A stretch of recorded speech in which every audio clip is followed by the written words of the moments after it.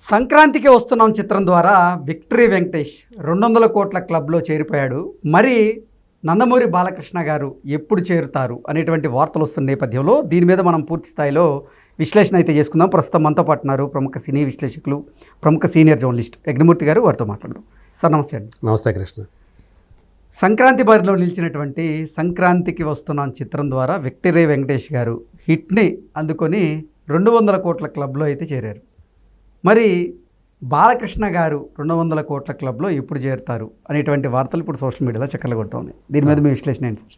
అదే అంటే సీనియర్ స్టార్స్లో మనకు తెలుసు, ఆర్డర్ చెప్పుకుంటే ఫస్ట్ చిరంజీవి గారి పేరు చెప్పుకుంటాం, తర్వాత బాలకృష్ణ పేరు చెప్పుకుంటాం, తర్వాత నాగార్జున, చివర వెంకటేష్ పేరు చెప్పుకునేవాడు. ఇప్పుడు పరిస్థితులు మారిపోయినాయి. ఈ సీనియర్ స్టార్స్లో చిరంజీవి, బాలకృష్ణ, నాగార్జున వెనక్కి వెళ్ళిపోయి వెంకటేష్ ముందుకు వచ్చేసారు. ఓకే. సో అసలు రేసులోనే లేకుండా వెళ్ళిపోయారు నాగార్జున అనేది మనకు కనిపిస్తుంది. ఎందుకంటే ఆయన స్పెషల్ రోల్స్ కూడా చేయటం మొదలుపెట్టి చాలా కాలం అయిపోయింది. అంటే వేరే హీరోల సినిమాల్లో ఆయన స్పెషల్ రోల్స్ కూడా చేసుకుంటూ వస్తున్నారు. ప్రజెంట్ అలా 2 సినిమాలు చేస్తున్నారు. ఒకటి ధనుష్ సినిమా, ఒకటి శేఖర్ కమల కుబేరా, ఇంకొకటి రజనీకాంత్ సినిమా కూలీ. సో ఆ సినిమాలో కూడా ఈయన నటిస్తున్నారు. సో వీటిలో కూలీలో ఈయన విలన్ నెగిటివ్ రోల్ అని చెప్పేసి కూడా మనకు వినిపిస్తుంది. లోకేష్ కనకరాజు డైరెక్టర్. సో అట్లాగే ఇది తెలుగు సినిమాల్లోనే ఆయన కొన్ని స్పెషల్ రోల్స్ చేసిన సంగతి మనకు తెలుసు. ఎప్పుడో వచ్చినటువంటి కృష్ణార్జున అనే సినిమాలో కూడా మంచు విష్ణు హీరో అయితే ఈయన ఒక స్పెషల్ రోల్ చేయటం ఇట్లాంటి గమనించవచ్చు మనం. అలాగే శ్రీకాంత్ హీరోగా చేసిన సినిమాలో దాని పేరు గుర్తు నిన్నే ప్రేమిస్తా, అప్పుడే చేశారు. ఆ తర్వాత కూడా చాలా చేశారు. అది ఇక సోలో హీరోగా కూడా ఆయన ఇంతవరకు కూడా 100 కోట్ల క్లబ్లోకి రాలేదు ఆయన. అంటే నేనంటే అది గ్రాస్. ఓకే. ఇంతవరకు ఆ గ్రాస్ పరంగా కూడా ఆయన అందుకోలేదు.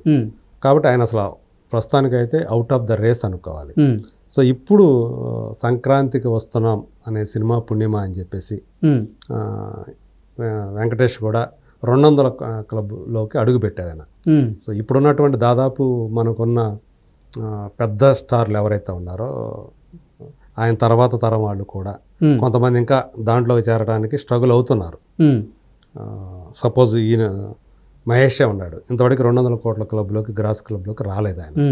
కానీ 100 కోట్ల క్లబ్బుల్లో ఎక్కువ ఆయన పేరిట్టే ఉండే, నిన్న మొన్నటి దాకా ఆయన పేరిట్టే ఉండేవి. అవును. Prabhas global star, pan India స్టార్గా ఎవాల్వ్ అయిన తర్వాత ఆయన వరుసగా అవి కొట్టాడు, 100 కోట్ల గ్రాస్ కొట్టేశాడు. కానీ ఆయనకంటే అంతకుముందు అయితే మహేషే ఎక్కువ సంఖ్యలో చేశాడు అనుకోవాలి. సో ఇప్పుడు చిరంజీవి గారు చూస్తే సైరా నరసింహారెడ్డి సినిమాతోటి అది యాక్చువల్గా అయితే షేర్ పరంగా 50 కోట్ల పైనే లాస్. అది దానికి అంత డెఫిసిట్ తోటి అది దాని బాక్సాఫీస్ రన్ ముగించింది. అయినప్పటికీ కూడా ఫస్ట్ టైం ఆయన 200 కోట్ల గ్రాస్ క్లబ్లోకి చేర్చింది ఆ సినిమా.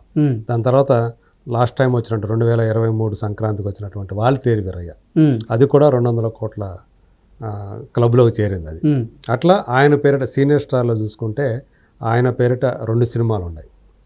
ఆ తర్వాత ఇప్పుడు వెంకటేష్ కూడా సంక్రాంతికి వస్తున్నాం పుణ్యం అని చెప్పి అందులో చేరారు. మరి బాలయ్య ఎప్పుడు చేరతారు? ఇది చాలామంది ఆయన అభిమానుల్ని క్యూరియాసిటీ కలిగిస్తుంది. ఎందుకంటే ఇప్పుడు 4 హిట్లు వరుసగా ఆయనకు వచ్చాయి. కాకపోతే వీటి అన్నీ కూడా వారం 10 రోజుల తర్వాత చూసుకుంటే, అంటే సెకండ్ వీకెండ్ అయిపోయిన తర్వాత, సెకండ్ వీకెండ్ అంటే అప్పటికి 10 రోజులు అవుతుంది. మొదటి వారాంతం అంటే 3 రోజులతో అయిపోతుంది. అది తర్వాత రెండో వారాంతం వచ్చేటప్పుడు ఇంకొక వారం రోజులు, 10 రోజులు అయిపోయిన తర్వాత 11వ రోజు నుంచి యూజువల్గా ఆయన సినిమాల కలెక్షన్లు తగ్గుముఖం పట్టడం అనేది ఇప్పుడు దాకా జరుగుతూ వస్తున్నటువంటి ఒక ప్రాక్టీస్, ఒక విధానం అనుకోవాలి. అఖండ కొంచెం పర్వాలేదు, అది మొదట్లో చాలా బాగా ఆదరణ పొందింది. 2-3 వారాల దాకా కూడా సస్టైన్ అయింది. అది అప్పటికి కొంతమంది మనం థియేటర్లకు వెళ్ళాలా వద్దా అని సంశయిస్తూ కొంత ఆగి, లేకపోతే అది ఇంకా ఎక్కువ కలెక్షన్లు తీసుకురావాల్సిన పొటెన్షియల్ ఉన్నటువంటి సినిమాగా అందరూ కూడా పేర్కొంటూ ఉంటారు. కానీ అది కూడా ఆ 150 క్లబ్లో కూడా రాకముందే ఆగిపోయింది. అది అంతే, వీరసింహారెడ్డి అంతే, భగవంత్ కేసరి అంతే. ఇప్పుడు ఇది కూడా ఇప్పటికి చూసుకుంటే ఇంకా 130 కోట్ల దాకా వచ్చింది గ్రాస్ పరంగా చూస్తే. ఇంకా ఇది కూడా 200 క్లబ్లోకి చేరే అవకాశాలు కనిపించట్లేదు. కాబట్టి అఖండ 2 మీద ఇప్పుడు అందరు ఆశలు ఉన్నాయి. ఓకే. సో ఆయనకి ఏదైతే ఒక పెద్ద హిట్లు ఇచ్చుకుంటూ అంటే సింహా నుంచి ఆయన 100 కోట్ల క్లబ్లోకి చేర్చిన హీరోగా డైరెక్టర్గా బోయపాటి నిలిచాడు కాబట్టి ఇప్పుడు 200 కోట్ల క్లబ్లో కూడా ఆయనే తీసుకెళ్తాడు అనే నమ్మకం చాలామందిలో కనిపిస్తుంది. ప్రత్యేకించి బాలయ్య అభిమానులు ఉంది. అఖండ 2 మీద అంటే ఈవెన్ బోయపాటి కూడా అఖండ 2 మీద చాలా శ్రద్ధ పెట్టి చేస్తూ ఉన్నాడు. తను ఇప్పటిదాకా అంటే అఖండ వినిపిస్తున్నటువంటి మనకి అంటే ఇన్సైడ్ టాక్ ఏదైతే ఉందో అఖండ ఏదైతే హిట్ అయిందో దానికంటే ఖచ్చితంగా డబల్ కలెక్షన్ని బాక్సాఫీస్ దగ్గర డబల్ షేర్ సాధించేటువంటి పొటెన్షియల్ ఉన్న సినిమా. అంటే షేర్ పరంగానే ఖచ్చితంగా 100 కోట్లు దాటేస్తుంది. గ్రాస్ పరంగా 200 కోట్లు దాటే సత్తా బాలయ్య మన ముందుకు రాబోతున్నాడు అని అర్థం. ఒకటి వచ్చేసింది సంక్రాంతికి, రెండోది అఖండ 2 రూపంలో రాబోతుంది. అఖండ కూడా ఈ సంవత్సరమే విడుదలయ్యేటువంటి అవకాశం ఉంది. సెప్టెంబర్ డేట్ కూడా ఇచ్చారు వాళ్ళు, మేబీ సెప్టెంబర్ 25 అనుకుంటాను. ఓకే. సెప్టెంబర్ అనేది ఖాయం అది. సో దసరా టైంలో, దసరా సెలవులకు ముందు అనుకుంటుంది, ఆ టైంలో రాబోతోంది. డేట్ కూడా ఇచ్చేసారు, అనౌన్స్ చేసేసారు. సో దానికి తగ్గట్లుగానే ఆ సినిమాని పూర్తి చేయడానికి బోయపాటి అహరహం శ్రమిస్తూ ఉన్నాడు. ఖచ్చితంగా బాలయ్య కెరీర్లోనే అత్యధిక కలెక్షన్లు సాధించడమే కాకుండా ఆయన్ని 200 కోట్ల క్లబ్లోకి గ్రాస్ పరంగా, అలాగే షేర్ పరంగా 100 కోట్ల షేర్ క్లబ్లోకి చేరుస్తుంది అనే నమ్మకం మాత్రం చాలా మందిలో ఉంది, బలంగా ఉంది. ఖచ్చితంగా అంటే ఇప్పుడు అందుగురించే హోప్స్ అన్నీ కూడా బాలయ్య అభిమానుల ఆశలన్నీ కూడా అఖండ 2 అంటే సంక్రాంతికి వస్తున్న చిత్రం ద్వారా ఇప్పుడు విక్టరీ వెంకటేష్ గారి వంతు వచ్చింది 200 కోట్ల క్లబ్లో చేరడం. అదే అఖండ 2 ద్వారా బాలయ్య బాబు గారి వంతు రాబోతుంది అంటూ కూడా చాలామంది సోషల్ మీడియాని బేస్ చేసుకొని ఇప్పుడు పైగా అది కూడా 2025లోనే 2 జరగబోతున్నాయి అనేది.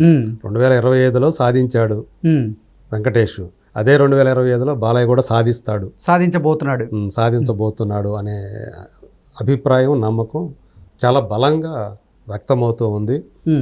బోయపాటి కూడా టార్గెట్ అదే అని చెప్పి మనకు తెలుస్తోంది. 200 కోట్ల గ్రాస్ ఎట్టి పరిస్థితుల్లో దాన్ని దాటాలి. ఇంకా ఎక్కువ వచ్చినా కూడా ఆశ్చర్యపోవాల్సిన పని లేదు.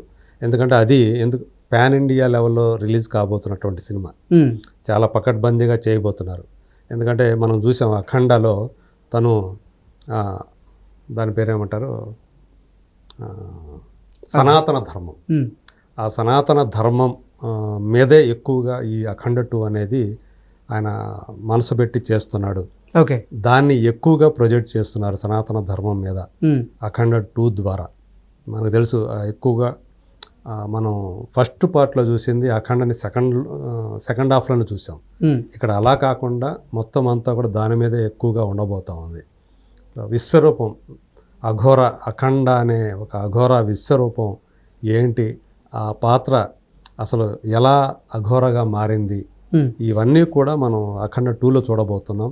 తద్వారా ఆ పాత్ర ద్వారా ఈ సనాతన ధర్మాన్ని కూడా ఆయన హైలైట్ చేయడానికి ప్రయత్నం చేస్తున్నాడు అని చెప్పి మనకి వినిపిస్తూ ఉంది.